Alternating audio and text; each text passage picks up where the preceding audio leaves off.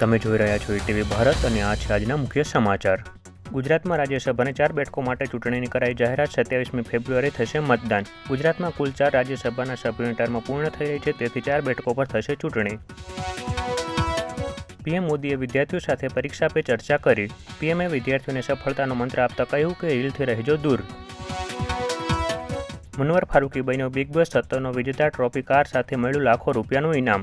Big boss season 17ના વિજેતાની જાહેરાત કરવામાં આવી છે. તેમાં મુનવર ફારૂકીને સૌથી વધુ વોટ મળતા તેને વિજેતા જાહેર કરવામાં આવ્યો હતો. કોંગ્રેસના રાષ્ટ્રીય અધ્યક્ષ મલ્લિકાર્જુન ખડગે પીએમ મોદી પર કર્યા પ્રહારો. કહ્યું કે રાહુલ ગાંધીના કારણે પીએમ મોદીને રાત્રે આવતી નથી ઊંઘ. સીએમ યોગીનો દેશના યુવાધનને આહ્વાન. ટેબ્લેટનું કરાયું વિતરણ.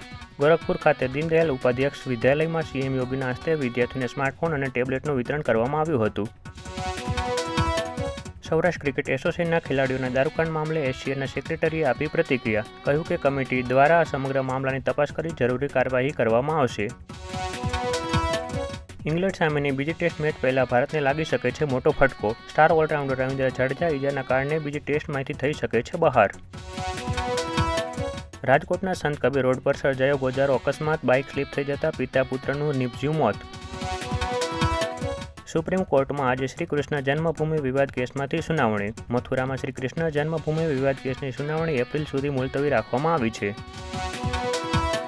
જામનગરમાં ખાનગી બસ પાલટી મારી જતા 10 શ્રમિકોને થઈ ઈજા. આ તમામ મુસાફરો ઝારખંડથી જામનગર મજૂરી કરવા માટે આવી રહ્યા હતા. તે દરમિયાન આ ઘટના બની હતી.